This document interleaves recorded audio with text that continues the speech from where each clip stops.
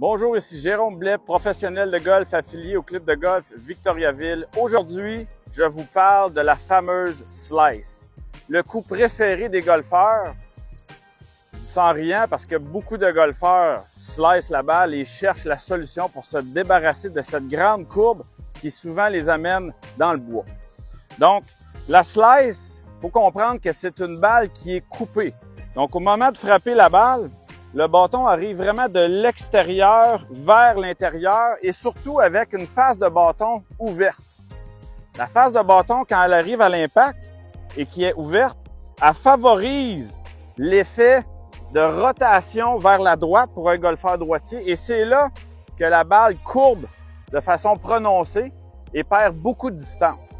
Donc, ce qu'on veut faire, c'est d'essayer de régler le problème de la face de bâton qui est ouverte à l'impact. On veut rajouter une rotation des poignets. Donc, c'est vraiment là-dessus qu'on va porter notre attention.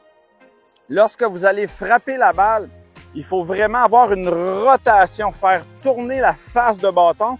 On ne veut pas que les poignets cassent de cette façon-là.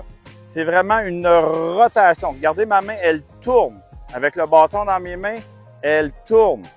Donc, il faut même exagérer le mouvement.